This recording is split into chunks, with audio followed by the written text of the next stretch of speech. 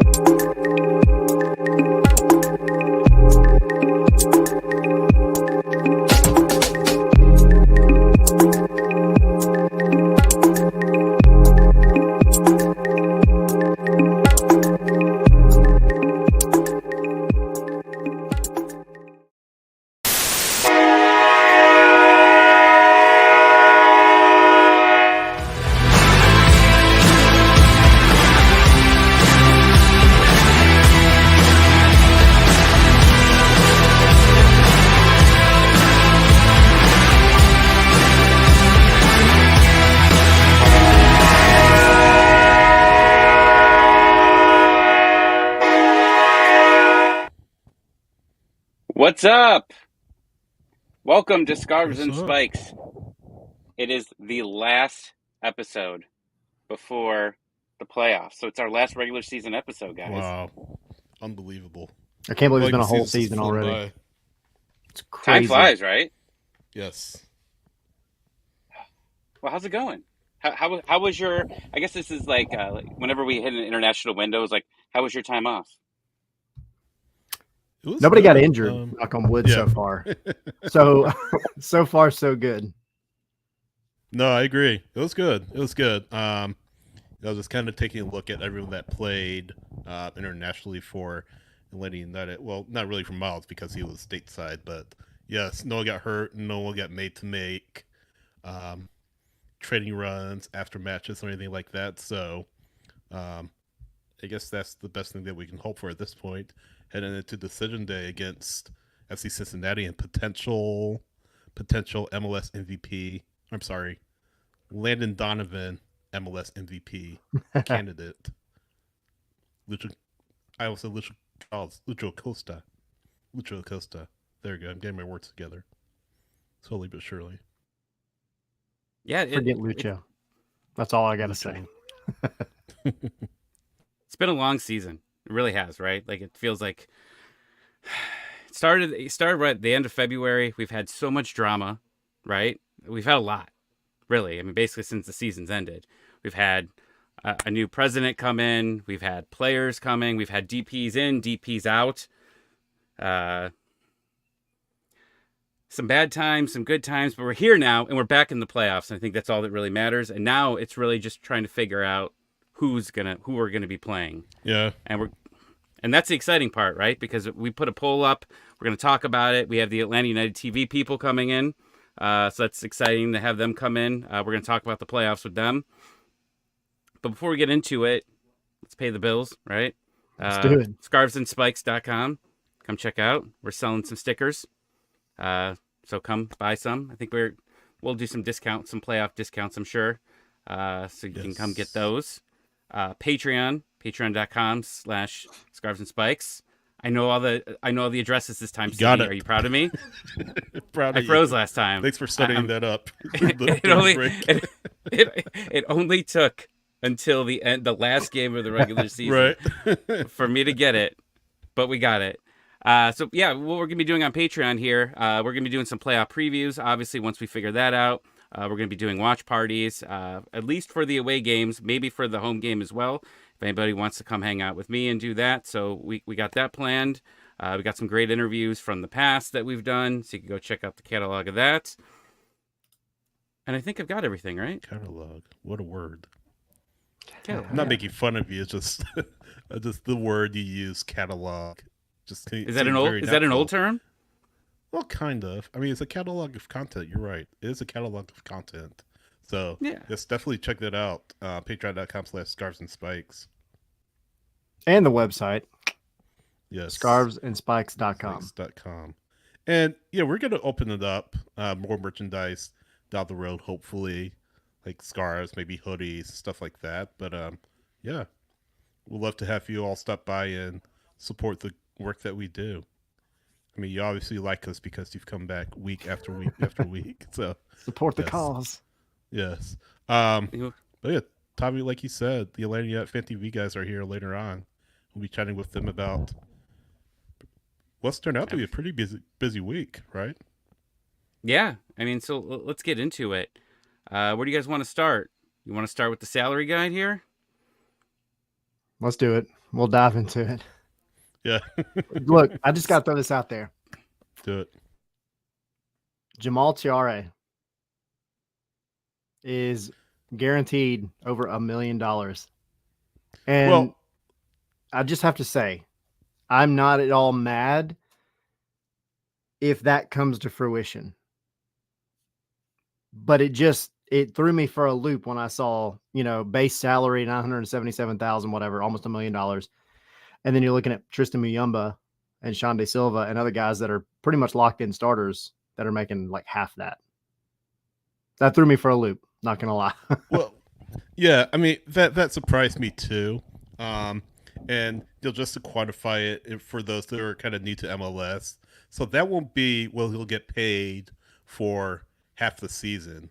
He'll get Right. paid a prorated portion of half the season is what I'm trying to say. So that surprised me. I agree. That surprised me to see him make so much money or see him scheduled to make so much money. I mean, that's a lot of money for what you assume would be, well, more than assume, but what you would project to be a striker that is a backup to the guy you have right now who has done pretty well. And yeah, again, that's just a lot of money. And I think that's the biggest surprise for me. And I tweeted that out earlier. That's the biggest surprise for me, just to see how much he is going to make. So So I wonder if his again, salary stays the same for next year, though. So will that be the same? Like, did they give him like a little bit up front and then possibly it be less next year? Because, I mean, I don't know. I don't know how it works. Because if you got the salary room now, why don't you pay him a little bit more up front and then maybe have it lower next year so that you can play around, with money a little bit next season? I don't know. yeah, again, I don't know how it works, and people much smarter than me have the insight on that. But yeah, I think it's kind of prorated.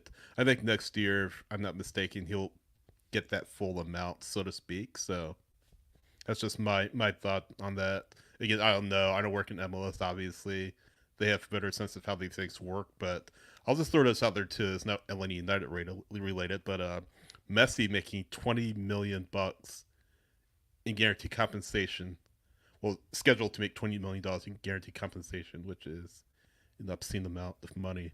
Highest paid player, of course, in MLS history. I mean, but did you expect anything less? Right? Like, Oh, really? really. To me, that one's. I mean, I think that's about where the chips kind of would fall, right? What was it going to take to get him here? $20 million is his number. I mean, it's not like he's short on money. So, but as far as the Atlanta players are concerned, it's just kind of odd. Not mad at it. I would like to understand it a little bit more, but I mean, you have Muyumba and Shande Silva who are making almost the same amount, right? And they, Shande's on a loan. And I think I speak for most everybody in saying that, like, I think they're going to pick him up. I would imagine, considering his, what he's done so far. If they don't, I would be completely blown out the water. And then, we've talked about Chare, but it's just everybody's got their own little bits and pieces that just kind of were a little odd.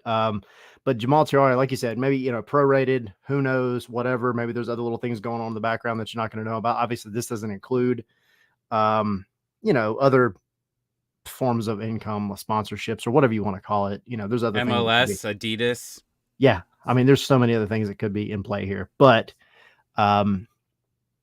unfortunately, this is not going to do anything for we signed another Jurgen Damm crowd, right? Like, it's going to be that kind of argument. I know it is. It is what it is. But look, Jamal Tiare has already done more than Jurgen Damm did in a year and a half here, so it is what it is. He's earned a red card. It's true. It's true. I don't know about that. I mean, he doesn't have the TikToks, but no, but he scored a couple goals. Yeah. I want to bring this up too and add some context to it. So Miles Robinson, I mean, we knew this from the spring salary guide, but Miles making 1.43 million, about 1.44 million. So put that into context, and I tweeted this out earlier. Top 3 defensemen in MLS are Thiago Martins is making 2.1 at NYC, Walker Zimmerman making 2.057 in Nashville, and Bielska making $1.5 million for Cincinnati.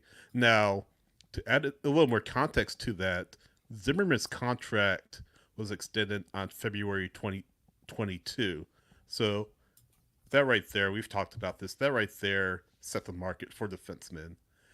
Whether or not you think Miles Robinson is worth, let's just say it, $2.05 million is really up to you at this point. And I would imagine, based on how things have gone at Atlanta United, especially, and Tommy, I see you not shaking your head no, based on a knee surgery, coming back from that, I feel Atlanta United have a very strong opinion of whether or not Miles Robinson is worth at least as much as Walker Zimmerman is worth. And I'll tell you mine. No, absolutely not, because of what I just mentioned.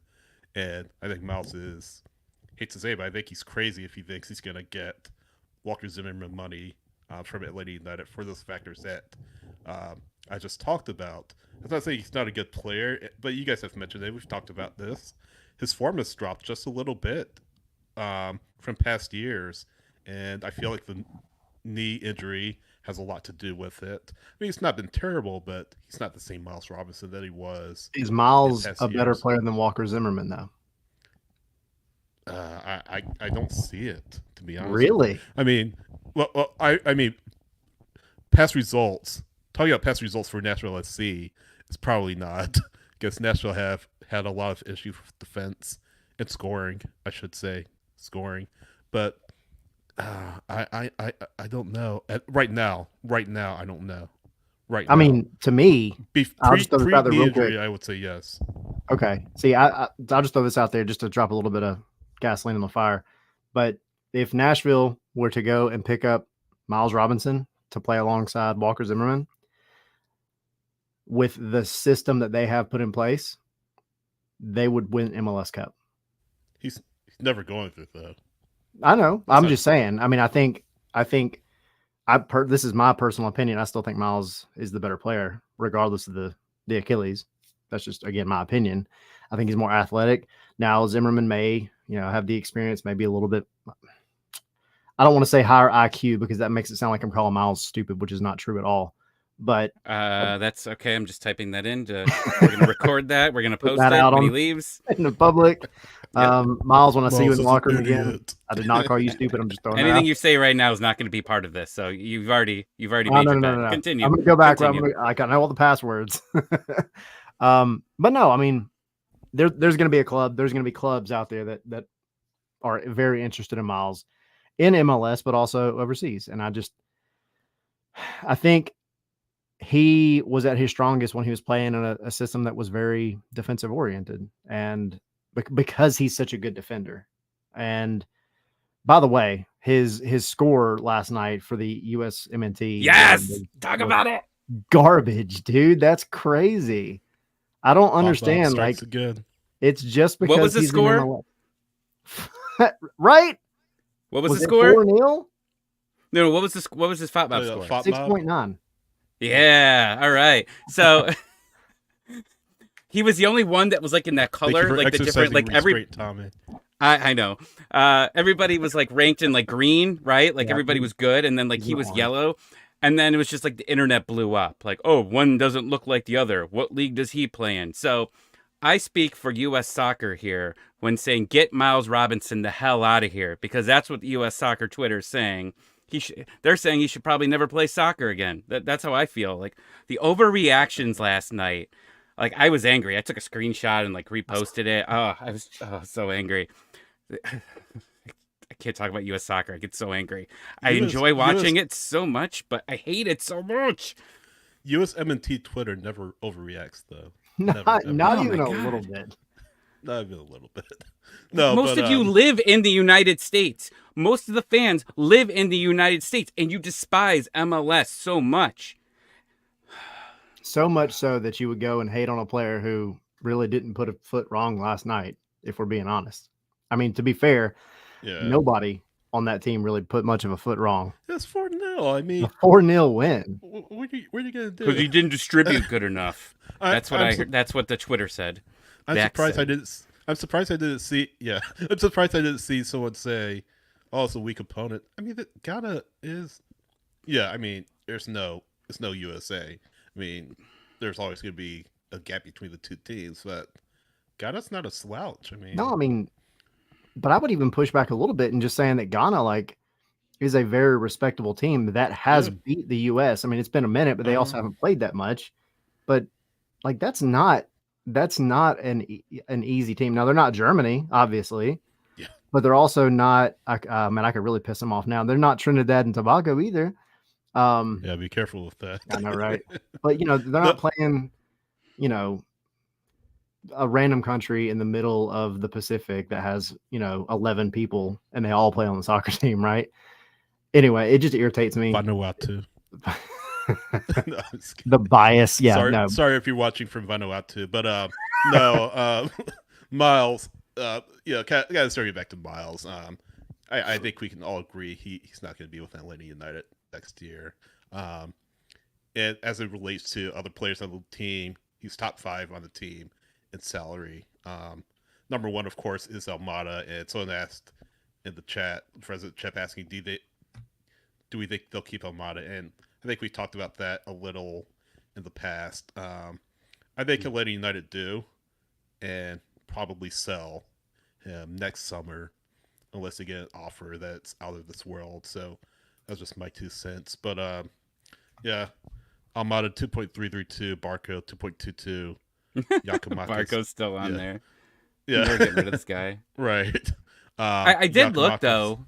Oh, sorry. Well, I was gonna say, like, I looked at the top 12, right? Like, because that was what my screenshot would fit on my phone, and I sent it to my friends, and I said, it's crazy because when you look at this list out of the top 12, there's a very good chance that 4 of them aren't going to be there, right?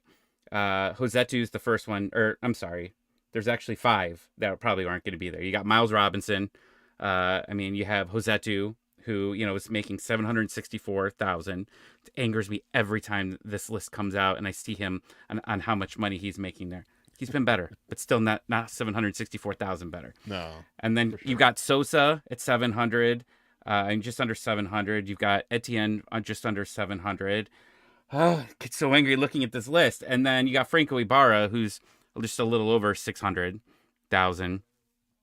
Like, you're clearing a lot of cap out. And we've been talking about that the entire season, right? Like, because, and we don't know this for sure, but you feel like it's happening, right? Like, we talked about Miles, you talked about just Josetu at a dollar range. And then you look at Sosa, and Sosa hasn't been, I mean, where in the world is Santiago Sosa? Like, he hasn't really been around too much.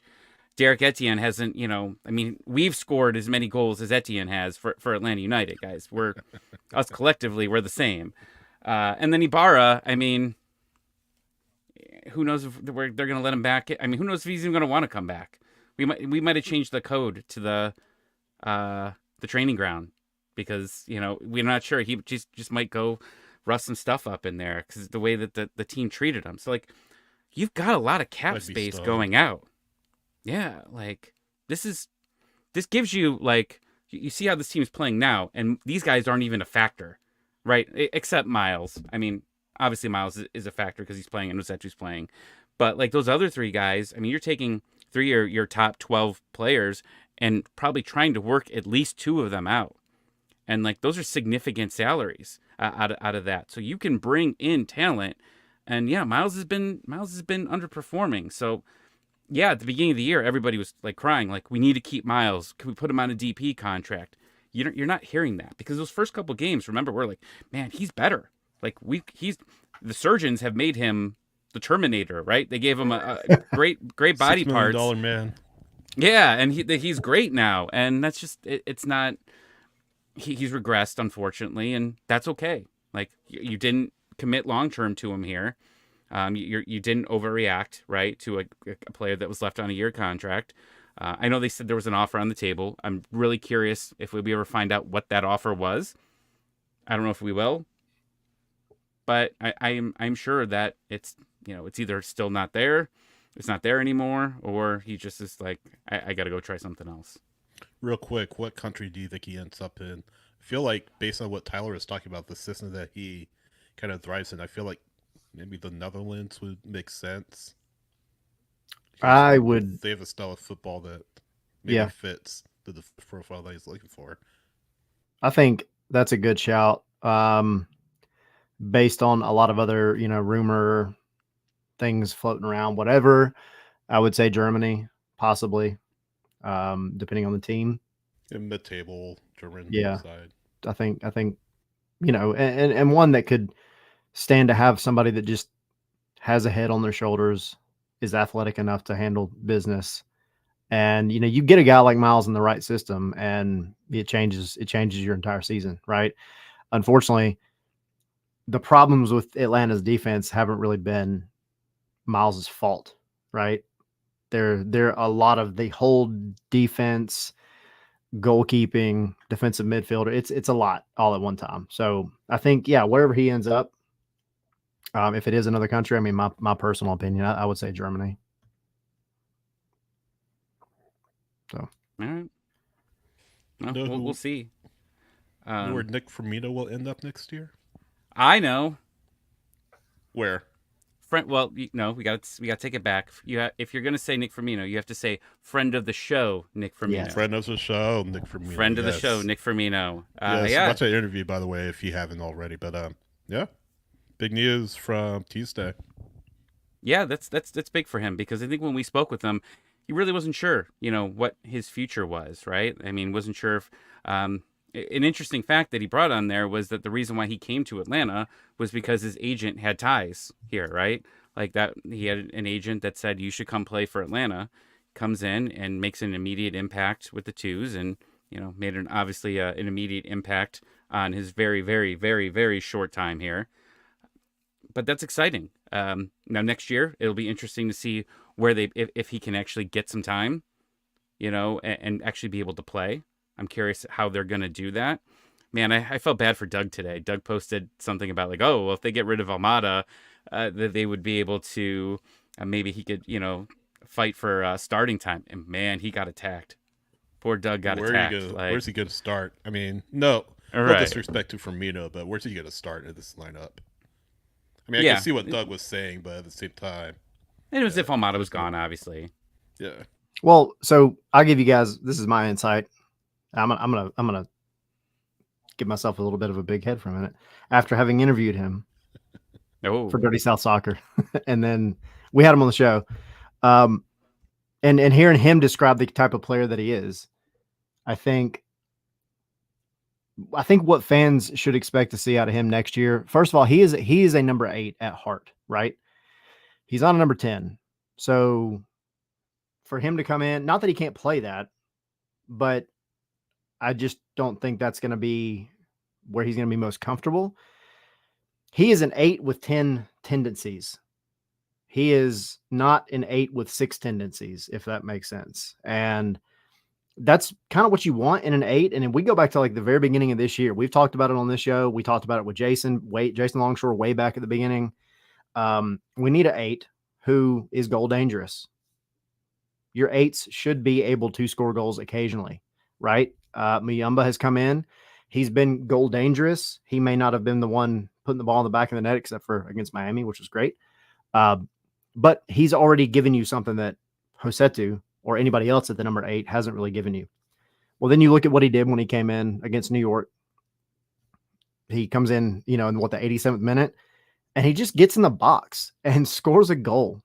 It's amazing what getting in the box when the ball is put there can do for you in terms of goals. And, he's just that type of guy. He's a team player, and he's we always hear Amar Sadic talk about, I look at who's playing around me, and I try to develop their qualities and make their qualities better exponentially.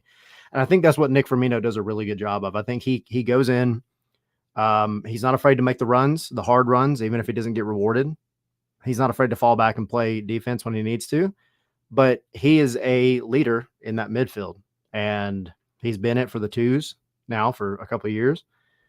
And I think when it comes to this time next year, well, maybe the summer next year, I think you're going to be seeing him almost in that Tyler Wolff kind of world right now, where he comes on as a later impact, super sub, quote unquote super sub. And I absolutely see him in the Open Cup next year starting, probably in Leagues Cup starting. I think he'll get significant time. Is he going to be starting every MLS match? No, not in the beginning. But 2 years, a 2-year contract essentially is what you got on him. So that gives you time to really see, all right, now you've made the leap from, essentially what was the USL Championship and then Next Pro to MLS. Can you consistently, hold your own with the first team? And I think he can 100%, but I think the front office move is smart to give him some time, not give him a full, 4-year contract, give him 2 years to see how he does and develops and see what you got from there. I hope that Atlanta United fans, though, if he doesn't make an immediate impact in MLS, don't write him off. I don't think they will, but give him time. I mean, he's a first-year pro. He will be first-year pro.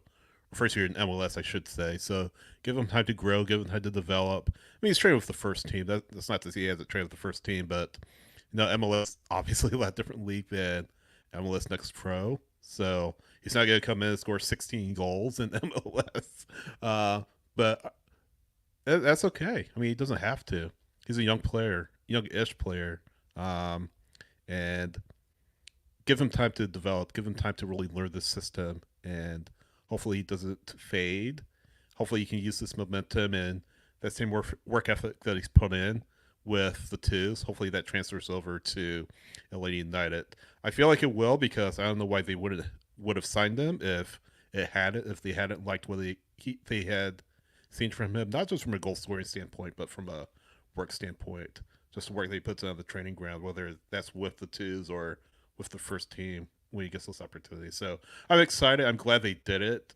I feel like they're always going to do it. But yeah, good move, and hopefully it pays dividends for them. Well, we have someone else that we signed on. I don't know if you guys know. Just for this episode, we decided to bring on AJ. Come on, this is a good transition, right? Like someone smile. Sydney, smile. Come on. I appreciate it. It was good. It was good. Thank you. Love it. Good segue. Well done. So we have AJ coming in from Atlanta United TV. Let's welcome him aboard. See if he's here. What's up, AJ? What's up, everybody? What's going on, man?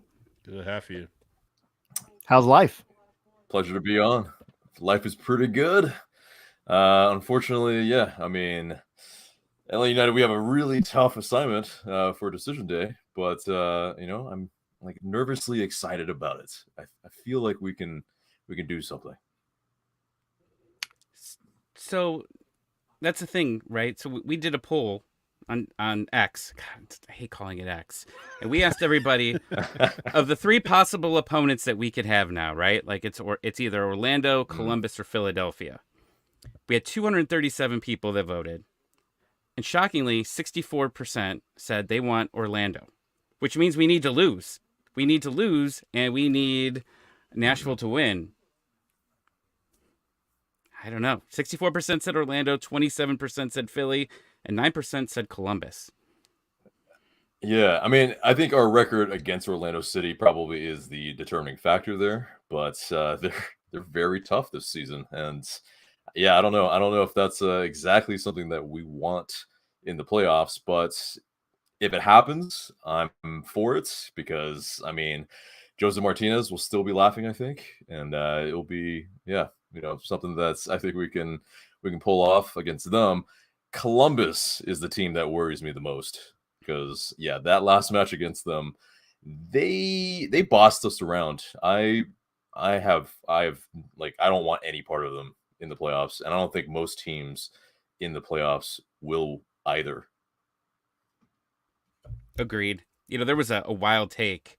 Wilford Nancy today said something on the lines of comparing Columbus blowing the loss to it, or blowing the win, to get the draw, as compared to the San Francisco 49ers losing to the Cleveland Browns. And I read that tweet like 10 times. Now, I watched both those games. I'm here in Ohio, so I had to watch the Browns at San Francisco, and none of it makes sense. I don't understand how in the world he could have made those two references. But can I jump in real quick? Sure. How much NFL has Wilfred Nancy seen in his lifetime? I mean, let's be honest with ourselves. Don't bring it up. I know. It was a comparison that I feel like he just tried to pull something out of thin air. And it didn't come across. Relate to the Americans, Yeah, and you just kind of really fell short of the mark. I don't know. It was definitely like an oddball kind of tweet and comment that he made. I don't know. I just didn't understand it. By the way, shout out to the Tecate that you're throwing back over there. Oh, cheers. AJ. Yeah, always. It's cheap, but it's solid. Yeah. Hey, cheers. Yeah. And then Tommy, what are you drinking? Water? I know Sydney's drinking water. I am. Bush peach. There you go. Only 30 cents, per can. So AJ, just out of curiosity, who would you, out of that kind of opinion on Twitter, who would be the one that you would want to face? Is it Orlando? It's obviously not Columbus, but yeah, no, it's actually probably the Philadelphia Union. I mean, I think we actually played them really tough, and kind of game state kind of dictated what happened away, in Chester. So I think it would have been a different story. It wouldn't have been a 3-2. It was actually one of those games that, the whole adage, oh, we ran out of time. I think we literally ran out of time in that match. So yeah, and then earlier in the season we beat them, really without us being full strength. I kind of like the chances, even though they have played us tough and our record against them isn't fantastic. But I think we know how to play them. Orlando City, we just haven't played them really recently, so I don't know how we match up. It's a little bit of a crapshoot. Yeah, let me throw this out there real quick too. I mean, I think people kind of forget this season, Orlando won. They've been really, really good away. They did a really good job, really frustratingly good job here in Atlanta. Alongside Charlotte. Charlotte had their really good game, but we also beat the crap out of Charlotte at their house. But Orlando, so that being Atlanta, you're going to be playing possibly 2 away games, right? Unless you handle business at the first 2. Orlando is, this is crazy. Orlando is 8-4-4 on the road. On the road, right? They're 9-3-5 at home. So whether you get, you're not getting them at home. Home field advantage is done, right? We get that. But they're not an easy team to just have them come up here and think you're going to get that win in Mercedes-Benz Stadium either. And I think that's kind of the nerve-wracking bit for me, because you got to hope that the one game at home is your win no matter what. And then if it's 1-1 at that point, then you just take it to them in that last match and just hope for whatever happens. But the fact that they've won so many away, just it's a little nervous for me. For sure. And on top of that, it's if you look at the kind of DP spread in terms of how many players are DP on DP salaries across the league, in Orlando City, they don't have any. They don't have any DPs, and they're doing this. It's through sheer just the coaching for one, and yeah, they're almost the antithesis. Are we Chelsea? Are we the team? Don't go there yet. Too early for that. Yeah, are we the bad guys? Shoot, man. I don't know. It's a little confusing at times if you look at how the salaries are displaced throughout the league. So yeah, but either way, if we're the bad guys, we're the Yankees, But one thing we got to do is we got to win, and we haven't shown that lately. And so yeah, we gotta do that. Well, we're the Yankees, but we actually make the playoffs. Yeah. Oh. At least those this season, 23 yes. Yankees. Yeah. No, exactly. Exactly. Yeah. Right. No, I'm but having no baseball talk after what happened to the Braves. yeah. Right. Yeah. Garbage. I mean, I'm a Mets fan, so I'm not touching that. I don't have a right to touch it. Oh, of but course, yeah, you're ecstatic, I'm sure. Yeah. No, exactly. Exactly. No, but AJ, going back to your point about DPs, so I just pulled up the salary guide. So Torres and Ojeda are on DP contracts. Torres is making just under $1 million, and then Ojeda is on 912,000. But yeah, to your point, I It's mean, really not very they're much. doing it. Yeah. Yeah, exactly. And Gallese is their highest paid player, and he's making just over $1 million. So credit to the coaching staff down there in Orlando. Yeah. I realize this is an Atlanta United podcast. I don't want to say credit to Orlando, really. But Can we mute his mic yet or no? Yeah. But no, I mean they are getting it done with relatively low paid talent, and one of those players is McGuire, who came out of the draft, and he's really come good for this team. So that's one of the players. And of course, Gallese is doing what he's doing. But then Ariel saying in the chat, I think the fans quote unquote won it because of the whole Orlando are our rivals storyline, which I agreed with. I kind of thought about when I saw the poll numbers, and I thought, yeah, that's kind of why a lot of people want it. But no, this is a dangerous team, and I feel like if Atlanta United fans are really honest with themselves, they really wouldn't want Orlando, at least in the first round. It's a shorter trip. Yeah, it's yeah, exactly. It's a shorter trip, but yeah, I don't know. Like recently, we have not been as dominant against them, and yeah, it's for me. Like I know Tyler as well, being a fellow Gooner. I kind of treat them as my Tottenham, and so yeah, they're they're that team that you do not want to lose to, and you do not really want kind of any sort of like one-upsman thing that they can get over us, because for the longest time they didn't have any trophies. They got the US Open Cup. I'm miffed. And now it's like, okay, if we meet in the playoffs, they're in really good form, and that's a scary proposition. I mean, to continue using the Arsenal analogy, their fans, Tottenham, their fans are absolutely It's worst. Delusional. It's crazy, it's like Tottenham dude. fans. It is. The Like, parallels are crazy. But yeah, it's wild. I was down there, and I know I've said this on our show before. I don't know if you've heard this, but I actually went down there to cover the Atlanta-Orlando match in Orlando back in May, and I was thrown by the chants. It was cracking me up, first of all, because the stadium, the only reason it's so noisy is because they're playing on like high school bleachers, right? So they just stomp and it makes that loud like bleacher noise. But then the every time the goalkeeper, and obviously in our case Brad is taking a goal kick, the chant is "You suck, a-hole," and I'm like, how old are we, guys? Like, is this what y'all came up with? Really? Really? Yeah, it just drives me crazy. It's the Orlando Basalts talking. Yep. Let's get Mike. It couldn't be more. So let's get Mike in here too. He just popped on, but Michael's Hey, he made I finally made it. How was Atlanta traffic, buddy? is insane tonight. I mean, take what you normally get, and it's like 10 times worse today. A 3-mile trip turns into like an hour and a half on the road. Oh my god, Lord. It's insane. Screw that. Well, welcome. So you want to play in the playoffs, Mike? We want to play in the playoffs. I think I was starting a little hot. bit. I mean, the only thing I could do in the car to kind of drown out my kids who should have been fed probably 40 minutes ago from screaming was listening to you guys, and I was hearing that a lot of the points about Philadelphia really rang home for me. So my take is also Philadelphia.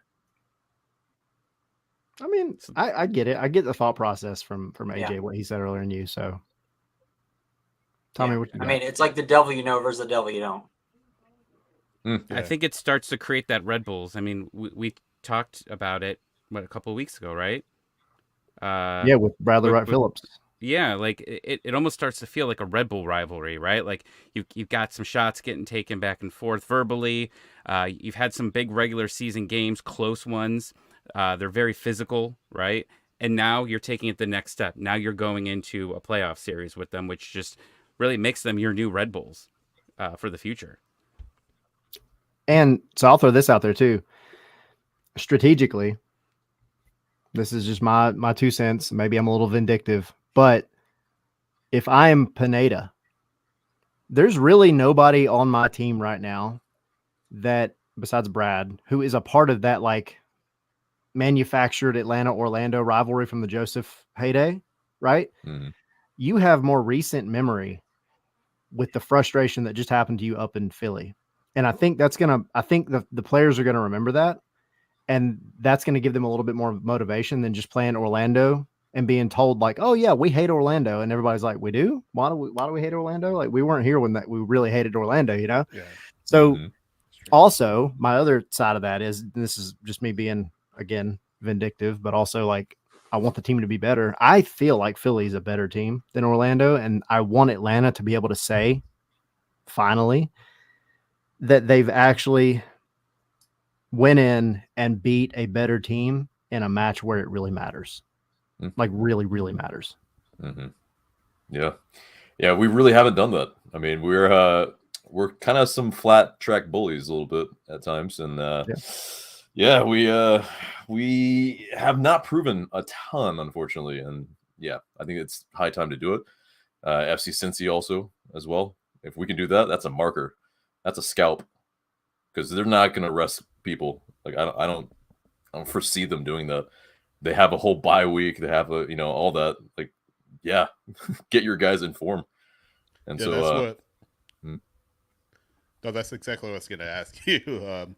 Did you and Mike think they were going to rest? And we kind of talked about it here, and we've kind of come to the opinion that no, they wouldn't. Just basically because of the reasons you just mentioned. I mean, why? I mean, if they're already rested.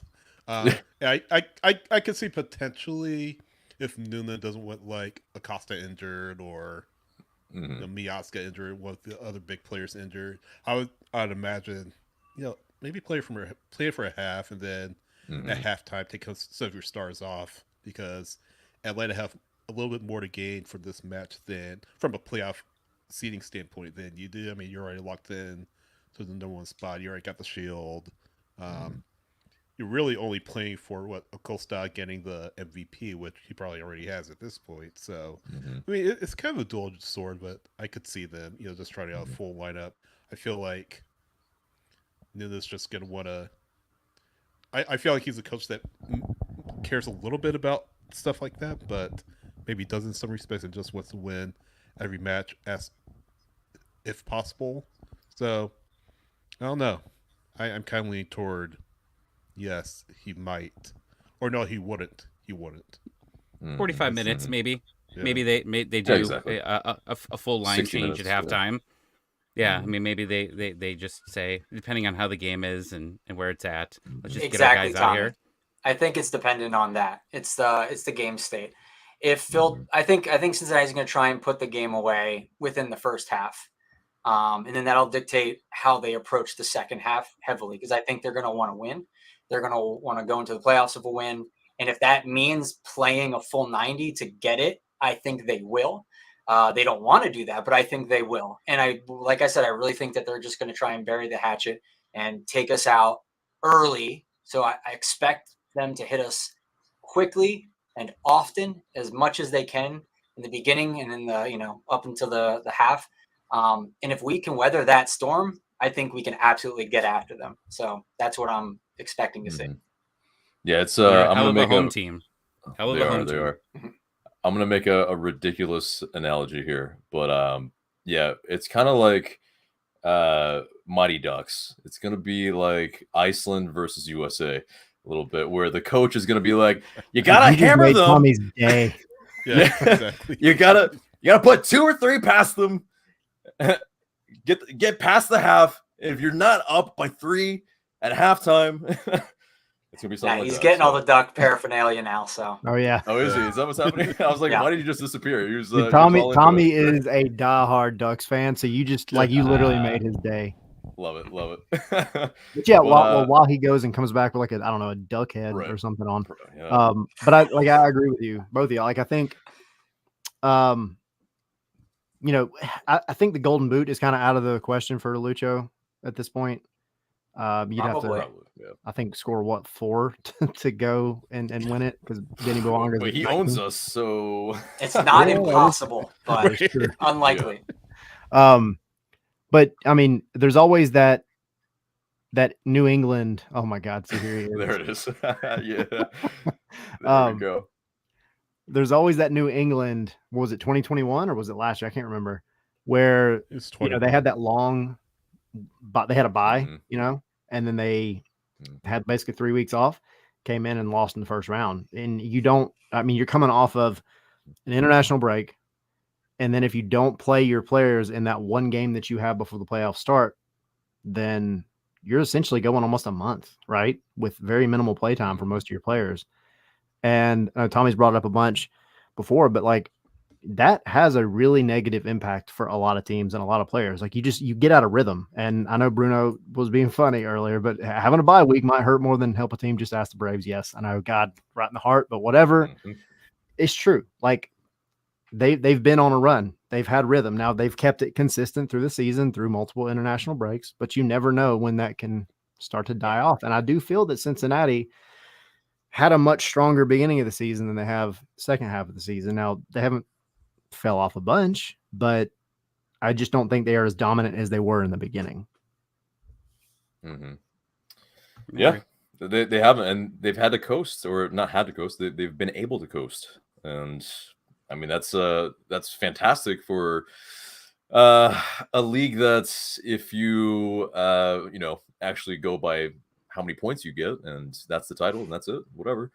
But that's not it. That's not our league. So yeah, I mean, it's not the most important trophy, and yeah, we'll see. I don't know. I don't know if I believe in FC Cincy like that. So the only way to really play Orlando, right, is if we don't win, and Nashville wins. Mm-hmm.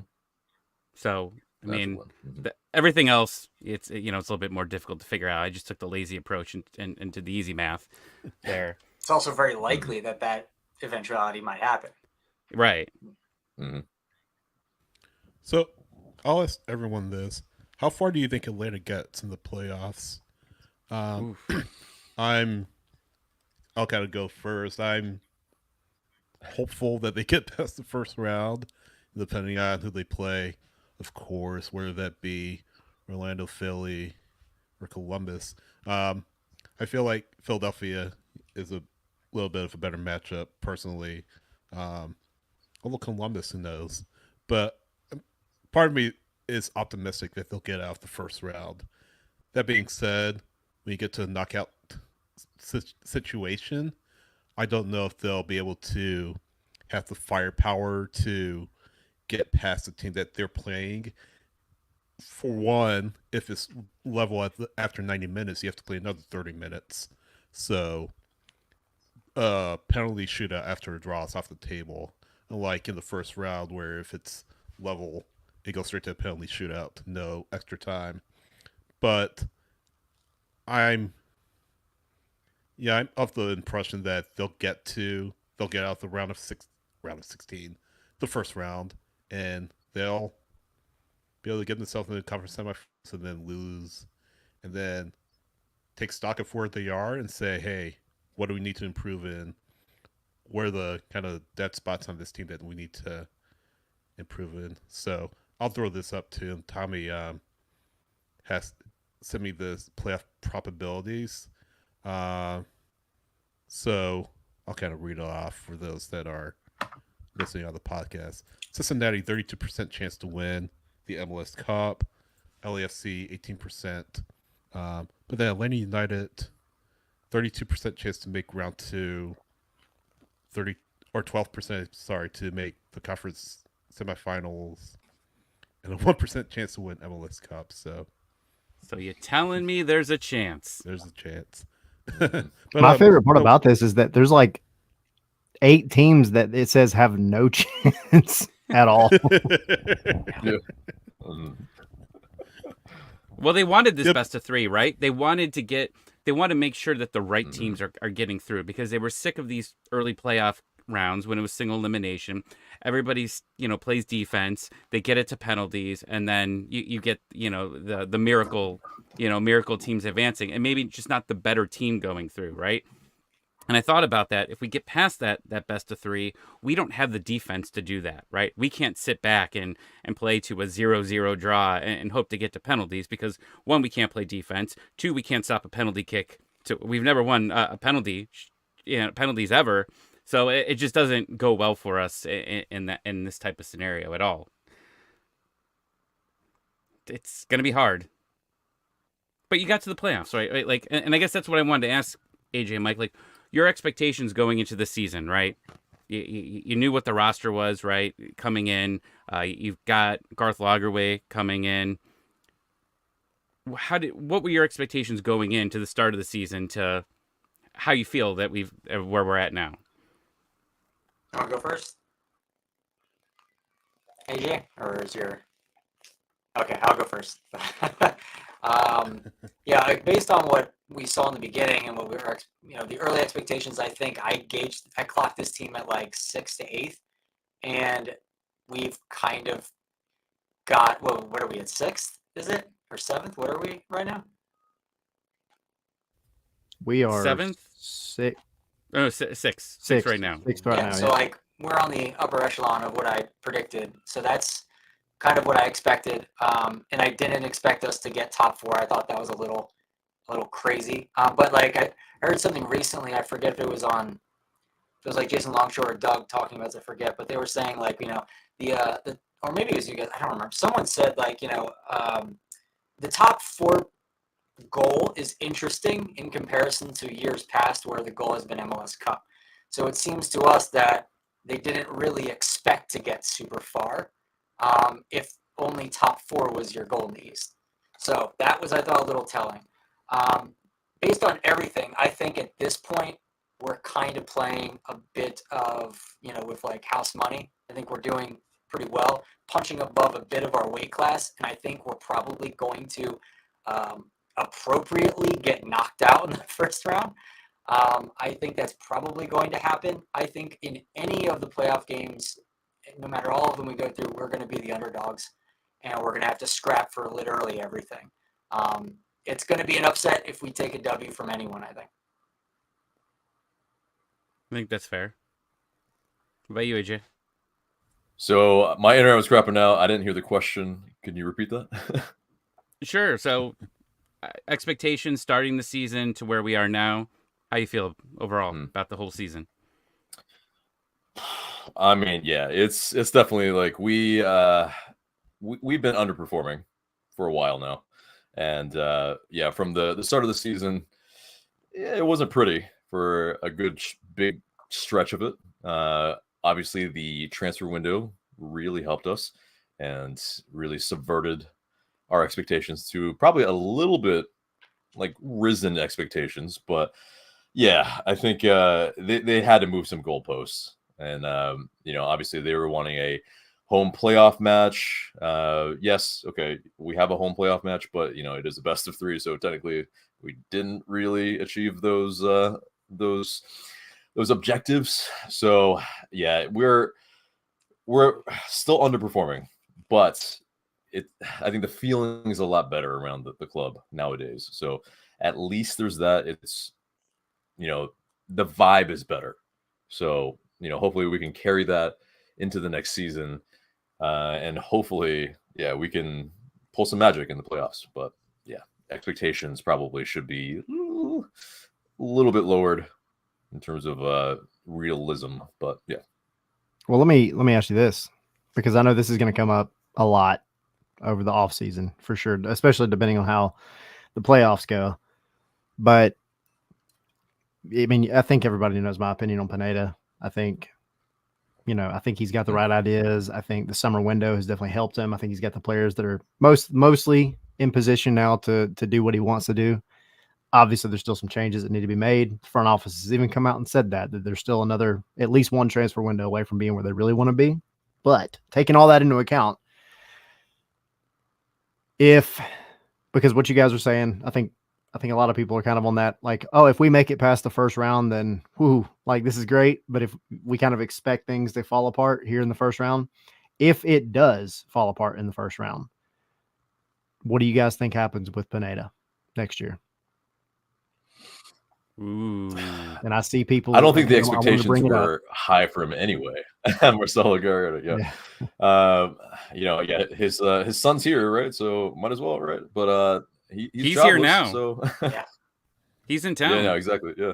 And so it's Get him, grab him. And, right, exactly.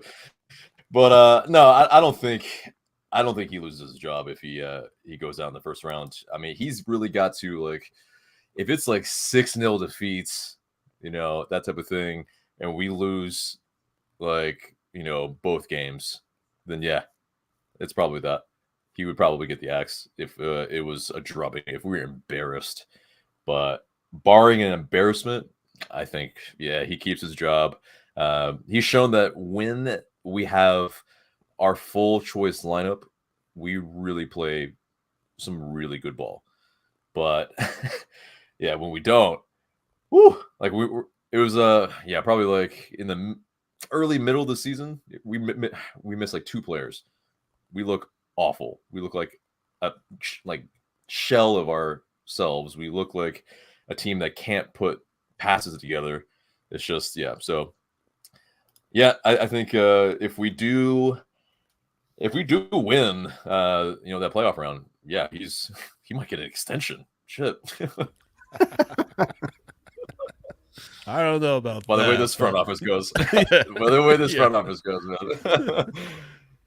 Mike, what you think? But Similar to AJ, I don't think he gets canned. It would have to be something pretty remarkably bad that comes out of this endeavor going forward. I don't see him getting canned from that. Yeah, that's it.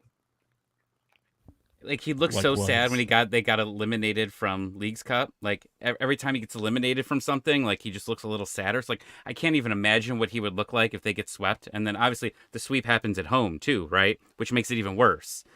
Mm-hmm. I mean, Yeah. we've always talked about this Garth Lagerwey. Right. Like, Garth Lagerwey, like, does he want to bring his own guy in? Like, he could use that as the excuse now. I got to do it. I got to go find my guy. yeah, I wonder if Pineda was like kind of like his guy before, he left. I wonder if he had him on his radar if he was going to take another job in, let's say, like Atlanta, which he eventually did. If he was like, Pineda's on my radar as someone who could come in, be a coach for us in the future. And then, lo and behold, he's already there for you. One thing, because I know, Cindy, I know you got something as well. To that point, I think something that's very interesting to me is the fact that a lot of folks in Seattle, and this is coming from Seattle media that we had on Patreon. Folks in Seattle, they look at the past 2 years since Pineda's been gone, and maybe the little bit of a downward trend that Seattle's experienced. They contribute that to Pineda being gone because, when he was first coming here, he was touted as this big, tactical genius, mastermind, whatever.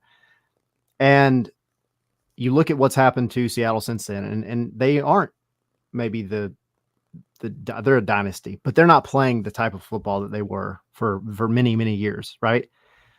And so it's funny that then Atlanta fans then look at Pineda as a guy who doesn't quite know what he's doing. And it's crazy that, we're on opposite sides of the country and their fans miss Pineda. They really do. And some of the fans here are like, oh, Pineda, we can find somebody better. It's just such an interesting thing to me because I think it also brings up the question of, you can have the right coach, but if you don't have the right assistant coaches, do you have really what you need to make a good team? It's not just the head coach. It's always going to fall on the head coach, right? But the head coach, you cannot stand on that sideline and do it all by yourself. You physically, mentally cannot process all that information at one time. You need the right guys over there. And so having a guy like Pineda in Seattle where he was at, I think was his perfect situation because he could take the time to look at the tactics and things. And he had the moment to step away and work something up and work up some magic and then go tell, the right guy, how to implement it. And I think we've seen him evolve a little bit as a head coach, and he's definitely trending in the right direction. And I hope it works out, and I hope he surprises us all in the playoffs. But I just think it's an interesting kind of back and forth that I didn't realize was there until we talked to some media from Seattle, and they said, yeah, he's missed sorely here. Well, I think Garth Lagerway, he was leaving a sinking ship, though, right? Like, I think he was leaving that sinking ship because they were talking about spending less money going forward. And that came out from the club that they wanted to spend less money. Now, I didn't look at their salary guide to see if that's actually really the case, but there was talk about that. I if you prefer see to that, Tyler's theory, honestly. It's a lot more optimistic and hopeful. I try to bring some optimism, much as I can. Yes, Pineda was the secret sauce that made Seattle good, and we're going to get it too. Yes. But that's really it, though. It's yeah, go ahead. No, sorry. I think the age-old question is, if you fire Pineda, I don't think you will, by the way. But if you fire him, if you fire him, who are you going to bring in to replace it? We kind of joked about Gallardo being in town to see his son. But yeah, who do you bring in? There are several coaches. What if Salvarez gets hired by Atlanta United so Garth can spike the Sounders? I'm kidding, of course. That would be wild. I'm kidding. Yeah, I'm kidding with that. But yeah, that's who you bring in to replace him. And you better have a strong name to come in and someone that can really have an impact and someone that can really help this team. If you are going to fire him again, I don't think they will, but just my 2 cents.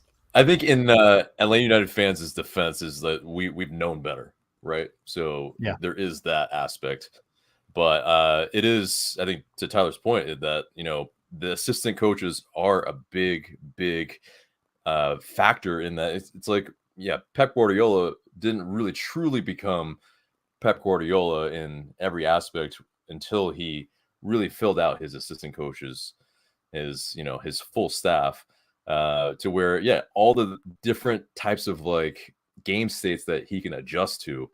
Like for the longest time, he only knew how to play one way.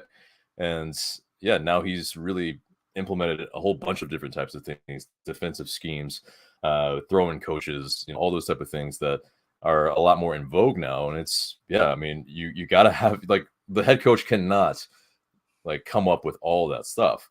And I think that's probably also why, a coach like Rob Valentino was kept, for the continuity, but also, you have, he showed a good bit of prowess when he was the interim head coach for us as well. So, obviously, he's got to be able to build out his team too. Although he's had some years now. So that's the thing. It's like you do have to, I guess, show yourself so that other people also want to come in. So maybe it's a bit of that too. And I think too, the argument also to piggyback on that is, you're talking about Pep Guardiola and first, like, nobody here is comparing Pep Guardiola and Gonzalo Pineda. I just need to put that out there, guys. Like, Gonzalo Pineda will even tell you that himself. He literally said it in the press conference after one of the matches. He's like, no, I'm not Pep Guardiola. But which I think is hilarious. It's kind of funny that you kind of have to say that because it's. I know. It kind of goes There's without always saying one about no it. one is. But Pep was always in a situation where anything, but he was always in a situation where he's always most of the time he's had really good players that can adapt to those plan B's and C's and D's, right? And it's one thing to have a plan B, D, C, F, whatever, but it's another thing to have players that are going to be able to do it. And I think that's been a lot of what's been happening. Now, the inverse of that is, the argument that a good coach can find a way to make the players that he has in front of him win no matter what. So I think, it's definitely a little bit of a seesaw, but I really do believe, just knowing the game and following the game, and I'm not a Pep Guardiola either, but I do feel like Pineda's ideas and concepts, I think he gets that one other transfer window if it's the right players. I think, one, it's his last chance, but two, I think those ideas are good enough to really, really go far in this league. We'll see. Maybe somebody's going to bring and a also, yeah, hopefully get a defensive coach. Yes. Bring back DeBoer as an assistant coach. I mean, like Get out of here. Get out of here. Right. But Garth is, like we were talking about earlier, hasn't, fully fleshed out the entire team yet in the way he wants. I would imagine we made it at least to the playoffs. And then in Garth's mind, we're going to strengthen the roster even more in the fashion that he wants. So I would imagine he would then think, okay, I have a coach that can, without the perfect team that I'm wanting to set up, can get us to the playoffs. It'd be interesting to see how well he does with the actual team that I want him to have. So I think that's pretty good news for Pineda, probably, unless I just don't think he could possibly lay such a stinker in the playoffs that they would kick him. But And the last thing you want to do is sign on like a big name coach, right? Because it seems like when you sign these big name coaches, it's like a 2-year window, right? They come in, they want to make their changes, and then they come in for that last year, and then they're probably on their way out, right? Like that kind of seems like that was going to be the model here for a little while, is just a 2-year window. And it's just the roster has to continuously change because you're trying to bring in what you want. And that's just not good for the team long term. We've seen that, right? We've seen that basically since Tata left. So if Pineda can work out, it's obviously the best for Atlanta United for the future. Mm-hmm. So, sorry, back to FC Cincinnati. We talked about them a little bit earlier, but kind of predictions for that match. We talked about, okay, what if Noonan decides to rest his players? What if it's a full starting 11, preferred starting 11 for him? What's kind of the prediction you have for that match? What's the scoreline in your eyes? And what scoreline, I would say, too, would you be satisfied with for Saturday? Okay. I have a long-winded answer, so go first, AJ. Yeah. I mean, it's also long-winded, but it's heart and mind say two different things. Heart wants the team to win. Hopefully, it's a 3-2. I think it's probably going to be a shootout because, we can't defend. So, we're just going to try to outshoot them and outscore them. But I don't know if we have the facilities. I don't know if we have the goods, unfortunately, to win. But I think we can get a draw because if they do kind of rest some guys, maybe they feel like, okay, this one, all right, maybe we don't overstretch our guys. Maybe we do wrap Lucho Acosta in some bull wrap. Maybe it's that. So, I think it's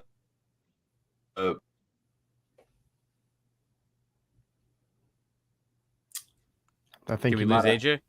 I think we might have lost AJ. the internet world. Oh, there we go. You're back. Partially You're back. There we go. So you Yeah, think okay, I don't know what cut out? I think it's realistically, it's at best a 2-2 draw. At best. Okay. To me, it depends on kind of what Pineda wants to do in this game. I would love to see him try and employ an away strategy that could be used in a tournament like the playoffs coming up. So we could perhaps assume a more defensive structure, try and frustrate them, especially in the first half, because that's when I think the torrent is going to come from Cincinnati, and then try and hurt them on the counter in transition in the second half and then squeak out some kind of victory. I think that is probably the only way we get a result in the playoffs and move on as well. If we try and play the way we normally do, I think we're going to get shellacked. I think we're going to see what happened basically when, Cincinnati came to Atlanta. We went at them with our strategy and tried to, impose ourselves completely and utterly on them like we had done to a couple of teams leading up to that game. And we did pretty good. Unfortunately, it wasn't enough. Cincinnati just pretty much did it better. And that's really, really, makes me feel uneasy going into a game where now we're playing that same game, but in their house. And I mean, if that's Atlanta at full power with a lot of momentum behind them at home and they still get beat, I don't have good expectations against Cincinnati when it comes to using that tactic. Like I said, if he changes it up and tries a more defensive formation or something, and then tries to just, does the antithesis to Cincinnati and frustrates them, we might be able to have a chance. But, I mean, I think even Cincinnati is just such a good team that they can untangle a very set-in defense and still find a goal or two or three, and hopefully not more than that, and hopefully it's not Lucho Acosta. Let me throw this out there real quick as well, because Mike, you bring up like a really good point. I think if there's a time in the season when it's not only viable as an option, but probably the responsible thing to do is in this match is to find a way to close out games and frustrate other teams and switch to that plan B or C, right? This team hasn't really had it a lot this year. You saw a little bit when they needed to. They were playing, with three backs, three center backs, five backs, whatever you want to call it. That was really the only plan B that they've really had.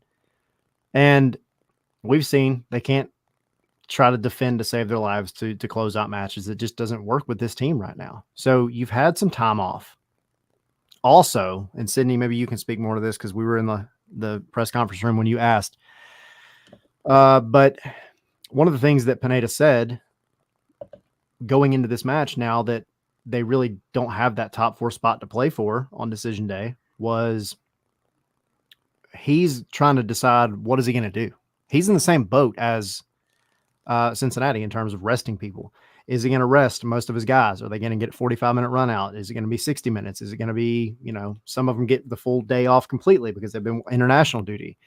So a lot of your guys, may, like, that starting 11 might come out that day and everybody might be taken by surprise. Like, it's probably not going to be your first choice starting 11.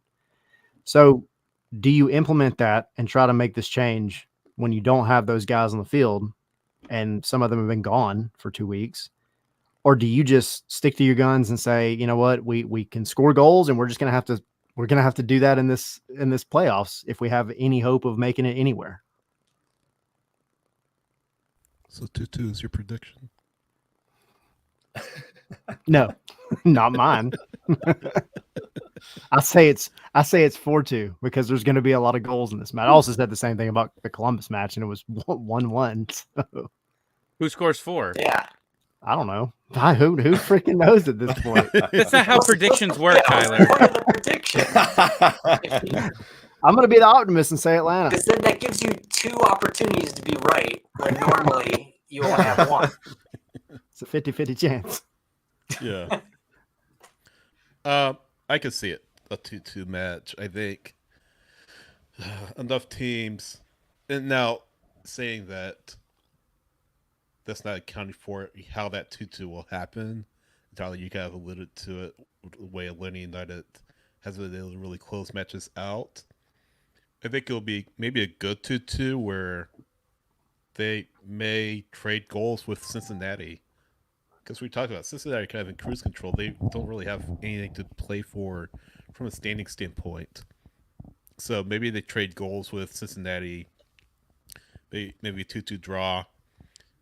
And gives you at least some hope going to the postseason that, okay, this is a team that, yeah, we didn't get the win, but we were able to go toe-to-toe with them. And if we're able to go toe-to-toe with Cincinnati, who are the best team in the league right now, Supporters Shield winners already, that gives you some confidence going into the playoffs where, A, you have to start on the road, and B, if you can go toe-to-toe with Cincinnati, gives you optimism that you can go toe-to-toe with anybody in the league. And on top of that, if you draw in the playoffs, you go straight to penalties. So you have a way to determine the result right then and there that night.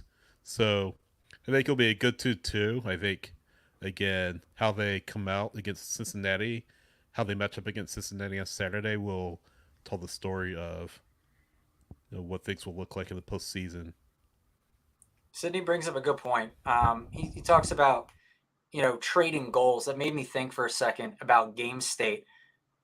I think that, as a lot of games are affected by who scores the first goal, who kind of sets the tone of the game. Who do you guys think is going to strike first? And do you think that will set the tone for the game? I think Cincinnati scores. I think Cincinnati scores first. They're going to come in hot. Their fans are happy. I think they end up scoring early. I think it's a 2-2 draw. I mean, I don't want to just copy AJ and Sydney here and not be original, but I've been thinking it's going to be close. But I think that Atlanta has to play their starters, and the only reason why I say this is it's still a new lineup. Like, these guys haven't played together that much. The more experience that you have playing together and getting some rhythm, I think is important. Now, Tiari needs to play. If he's healthy, I know he got out of concussion protocol. If he can play, I would get him on a little bit earlier just to get some play, get some rhythm going with some of these guys in case he does need to come in for the playoffs. I mean, we've seen a little bit, but not much. And I think that it's going to be very important for him. But I think that these guys need to play at least 60 to 70 minutes together to continue gaining the trust of each other. Because there's still times where it doesn't feel like they know where the other guys are running. And that just comes with experience, right? They haven't had a training camp together. So they're going to have that, obviously, next year. Most of these guys we expect to be back, especially at least, the front three. So, yeah, they have to, I think, play as much as possible. Now, if it gets ugly, then maybe that's something completely different. Maybe you take some of these guys out earlier. But I expect Atlanta to at least have their starters on for 60 to 70 minutes. And I'm going, so I want something fun. I don't want to be bored. I mean, that's why I said 4-2. Yeah. Well, that'd be fun. Whatever. It'll be maybe not so fun if it ends up being the 2 to Atlanta. But I think at the end of the day, this game doesn't matter as much as it matters in terms of getting the guys in the right mindset. And so that's where Pineda is going to have to really make the decision to go forward and figure out what recipe is going to set him up for the playoffs and set the team up for the playoffs. Because it's not about winning this match, really. It's about making sure they go into the playoffs with the right mindset. So whatever you got to do, whether that's some guys need rest, some guys need to get back in the game. And like you said, so Tiare, if he can play, he's on the tail end of that concussion protocol. He needs to play as much as possible. So it's not going to be the same for every player either, which is why I think it's going to be a little like a mix and match of starting 11 and probably not your prime starting 11. So Real quick, wouldn't you think who wouldn't you think would be in the starting lineup then? I don't know that you start Saba. Yeah, I don't know that you start. I don't even know that you start Yakimakis, honestly. What's the use, really? I mean, they both have had maybe not the most strenuous international break, but they played, right, and they affected their games that they were in greatly. So it's not that they're not in form. So it's tough. Now I'm not saying they don't play, but I don't think they make the starting 11. And then besides that, stop shaking your head, Tommy. I swear to God, Tyler, I swear to God, if Barry starts this game, I drive 3.5 hours, and 1 hour before the game, I'm at Rhine Guy's Brewery, and I'm watching Manchester United probably lose to a team that hasn't won a game all season, and then I see that Barry is in the starting lineup. Oh, Jesus. It may happen. You've ruined my weekend already. You've ruined my weekend. I'm just bringing the sense here, and I'm sorry that the sense has ruined your Saturday already. Zero chance Barry starts, barring something insane. Yeah, Yakimakis is going to be ready to. He's going to want to get on there. He's going to want to start. He's scored for Greece. He's going to be ready. Whether or not he took a knocker, I don't think he has. I think he's perfectly fine and healthy. But he's not going to go the whole game, though. Tiari's going to get some time in order to get more familiarity with the team and everything, and hopefully he shows something interesting. Real quick, what are you guys' thoughts on the international break? We talked about Robinson before you guys came on here. Mentioned Yako just briefly. Saba had an assist.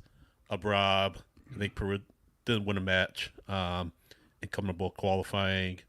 Almado's with the U23s for Argentina, and Wiley was with the U23s for the United States in Phoenix.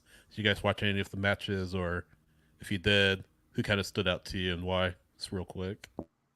I'll have a quick answer because I only watched one, and that was the USA game. I did watch the Greece game, but aside from the header, it was just also watching Jaco kind of just sprint around really fast and waving his arms like he normally does. And then obviously Robinson doing what Robinson does. He looked pretty good. And then AJ, did you watch any of the games? No, I didn't. But essentially I caught the highlights, and I think it's good that it's uneventful in the sense of we're coming back healthy. That's the most important part. For the international breaks, I kind of don't care sometimes. I'm gonna be honest, because it's just the time is just dumb. Like right before the system is just doesn't make exactly. It just takes the rhythm out of the season. It just like a lot of reasons why these international breaks come too much, too fast, like start too stop, often. start stop. Yeah, it's just and I get it on the national team end, but like as a fan of Atlanta United, I don't care. I just don't care. And then you have another one in the middle of the playoffs. So there's a chance if you go 2-0 in the first round, you're not playing for 3 weeks, which MLS needs to do something about that. They and FIFA really need to do something about this. Get on the same page with this because it's ridiculous. That's just my mini rant on that. Yeah, it's also like impossible because man, I don't say this lightly, but it's almost too much football in the sense that like for the players. I mean, I'll sit there and watch it all. I'll take it all in, right? So I'm not saying like it's too much for me, but I mean, you can't. Giakoumakis has been playing soccer now for almost 2 years straight. That's crazy, right? Like he's got to have a break. Like this break he's going to have is going to be so welcome, and I hope it does wonders for him coming into next year. But yeah, I mean, my ultimate priority is Atlanta United. Like I love the men's national team. I love international games. I love watching them. But to me, they're nothing more than like, well, this is fun. Until it becomes like the World Cup or a serious tournament, I'm like, whatever, this is cool. Like, sat down and watched the one last night, and I was just like, whatever happens, happens, guys. As long as Miles Robinson doesn't get hurt, I'm good with it. Right. But yeah, I'm with you. Well, Mike, you didn't hear. I don't know if you heard. Miles Robinson sucked yesterday. Oh my gosh! If you weren't on U.S. Twitter, that's news to me. What was his rating, Tyler? That would be a 6.9, sir. Nice. Okay. Just double checking. Yep. Yeah. Everybody. Nice. Yeah, you could have let it pass this time. Sydney's just judging me, going, "Why? Why'd you have to do it 2 times in one show?" I'm not judging you. Well, you did it once. Just well, this is my the first time you didn't. Of course, I must have missed it. He's judging you a little bit. Good stuff. Well, thank you guys. Thank you guys for hanging out. Personally, AJ, I just want to thank you because you kind of started me with this because you were looking for some people during COVID for Atlanta United TV, and I went back and watched them, and God, they were cringeworthy. But hey, it got me talking. I usually just talk hockey, so then I started talking soccer, and I ended up with these 2 guys. So thank you very much. That's right, ladies and gentlemen. You come on our show, one day you too can be on a very popular YouTube channel. So, that's how everyone gets their careers, to start over here. Like it. But it's definitely a absolute pleasure to be on the show, and really, really appreciate the invite, and it's been awesome. Yeah, had a lot of fun, guys. Y'all are welcome anytime. And real quick, I mean, not that I think, most folks don't know, but where can people go to listen to y'all stuff and watch y'all stuff? Yeah. Take it away, AJ. So you can find us on YouTube at Atlanta United Fan TV, written out. You can find us on Instagram, Atlanta United Fan TV as well. You can find us on Spotify and wherever you find your podcatchers, on 5 Stripe Weekly and TikTok, X, Twitter, Threads. We're everywhere. So you can find us. And also now 5 Takes on the 5 Stripes also joins our network as well. So keep an eye out for that podcast. If you haven't subscribed to that one as well, give them a look. because Glenn and Kristen do some great work on that too. Which we had a really fun time the other day. By the way, they came down right before y'all announced that they were joining the channel. They came down and watched the New England Revolution. God Almighty, I'm gonna go like drown myself. The Georgia Revolution. Yeah, down here in McDonough. So they were like, yeah, came down. We watched the game, watched a fun game. They won 2-0, and then went to go get some food, hung out for a little bit. It was neat. Cool. It's a community. It's a family. Absolutely. I met them randomly in Columbus. My first ever, or not Columbus, Cincinnati. First Cincinnati game I go to, he turned around and like handed me a sticker and goes, "Listen to my podcast." And I've got the sticker on. I just remember, Tommy, he's going to this game on Saturday. Actually, yeah. Oh, is he? Yeah. Okay. Well, yeah. Hit I'll have to meet up with him again. Nice. Yeah. Mm-hmm. Yeah, he's there right now. I think, or no, he was there yesterday to do something for his grandma. He flew back this morning, and he's gonna fly again this weekend for this match. So. Yeah, there's like a record number of breweries all around paid that for by stadium. Atlanta United Fan TV as well. It's pretty amazing. Wow. Very generous from AJ. Very generous. Well, if you guys are paying, I mean, guys, I'm gonna dip out and join these guys. Hey, you do your thing, buddy. Do what you got to do. Just be like, never mind. I'm not going to go there. I'm not going to say it. I'm not going to say it. Oh, do it. Do it, Tyler. No, because there's too much going on in the world. I don't want to offend anybody that may be listening. I was going to throw out a joke about money and going where the money is at. And anyway, I'll just call you Ronaldo from now on. It's okay. Okay. Oh, Atlanta TV has that Saudi money? Oh, man. Okay. Yeah, we didn't announce it yet. We actually got bought up by a sheik recently. Abu Dhabi. I mean, look, if y'all got that money. They couldn't buy Manchester United, so they bought you guys.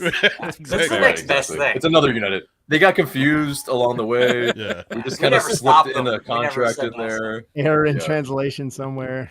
Exactly. Yeah. Google Next thing Translate. we know, Man. AJ, Mike, Brilliant. and Glenn and Kristen are going to be on a yacht somewhere in the middle of nowhere. That's right. Retired. That's right. International waters, podcasting. Mm-hmm. Yeah. And we could say what we really mean then. Awesome. Well, thanks, guys, for coming on. Really appreciate it. Thanks for having us. All right. Absolutely. Cheers. Our pleasure, guys. Appreciate it, guys. guys. Take care. Welcome anytime. All right. Yes. See ya. Good That stuff. was awesome. Yeah. It's like the Avengers, right? Like the portals are opening. The portals are opening, behind your shoulder cap. And then, AJ comes in. Mike missed the portal a little bit later. He showed up. Yeah, it was a good time. Yeah, Oh, I'm glad you could make it, though. Atlanta traffic, Yeah. like he mentions, no joke. So I know he sent me a message. He was like, man, AJ's in. I don't know if I'm going to make it or not. yeah. Traffic sucks. I was coming in hot. I was thinking I was going to be late because we took Jace out to see the Paw Patrol movie today, right? And we go to a theater that's like 45 minutes away, even though we have one 5 minutes away because it's got the reclining chairs and it's really nice. And then we were on our way back, went to go eat. We took him to Japanese food, like hibachi, for the first time. He's never been. Ooh. We used to go all the time, but Was he's that never his been. face? Oh yeah, with the fire. It was funny. Yeah. Because the guy was like, "Do you want a big fire or a small fire?" And he's so funny because he's normally our one that would be on like Jackass because he's freaking crazy. But he was like, "I want a small fire." So he did it, and he was like, "That was cool." So the guy did it again. He was like, "That was awesome." So, but you know how long it takes. So I was coming in racing, stuck in traffic too, and I was like, "Man, I'm not going to make it." But he made it. Yep. Cool. Good job. Well, Good stuff. any closing thoughts before we get out of here? No, join the Patreon, everyone. Seriously, I think it's going to be fun for the playoff watch parties. We've had them before, and they've been some good times, but I think we just are going to have to up our game for these playoff parties. But we've got at least two games, so we'll try to do both, one for each. Check out the website, buy some stickers. There's something in your house that needs a sticker on it. I know Sydney says don't put it on anywhere in the Benz, but if you could put it on the Falcon and take a picture of it, we won't tell on you. Nah, not even kind of. I'm not saying don't do it, but we're not saying don't do it. I mean, we're not right. saying don't do it. Put the stickers where you want. Just get you some stickers. And then look, there will be no title. There's no snitches in this place at all. Nope. Period. No, And if you're snitches, they get a lot of stitches. Yes. But yeah, if you guys are going to be in Cincinnati, come hang out. I think we're somewhere near the away supporters section. I bought my tickets through Terminus, so I'll be around there. But nice. there's breweries all around, so tweet me where you're at. We'll be out partying before the game. I think we're going to a place called The Pitch down there that they've got 3-on-3 going on down there, and then they're showing games, and then afterwards we'll just be hitting all the breweries up. So hit me up. So this is gonna be like your media game. Yeah. Wear your hat and take a header and see if you can catch your hat. Dude, you can't do that with this great hair. Like you can't. Yeah, you're the right. Spikes. If a ball hits it, then the spikes get ruined. So you can't do that. You're gonna be like Sonic. Yeah, you can't do that. you can't ruin the hair gel. Unless it rains. Thank you, everybody. I was to say thank you, everybody, for hanging out with us the entire regular season. I guess this is our full first regular season, but it's not over yet. We're gonna preview the playoffs next week, and then it's gonna get crazy. I'm interested to see how they do the playoff schedule. Like, I'm really interested to see, because you think that they've learned their lesson and not put everything in the same time slot, try to get as many people watching as many games as possible. That's what I am most excited to see here. Like, do you spread it out? Friday, Saturday, Sunday games, maybe a Monday game. I don't know. That's probably the thing I want to see the most. Yeah, I think we'll learn after decision day, but November 4th seems like a good bet for Atlanta United's match. Yeah. Don't know the time, but yeah. You mean for the second game? Yeah, game two. But yeah, more to come. We'll obviously be talking about playoffs and everything surrounding that, so stay tuned. And if you haven't yet, go back and watch that episode with Nick Firmino. Now that it's, Yes. it's stayed relevant. Not that it never was relevant, but it's a good time. Go check it out. Back on the YouTube channel. Do it. All right, guys. Well, have a good week, and we'll talk to you Saturday night. Cheers. Good stuff. Thanks for coming on. Thanks for joining us. I should say. Yeah, and special thanks to AJ and Mark as well. You guys for coming on.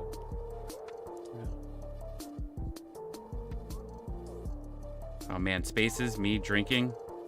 Good luck, guys. 4-2. I'm coming for that crown, Tommy. You can't. I mean, I guess playoff matchups can continue it, but I'm taking it. 2-2. 2-2. All right. Cheers. See ya. Bye.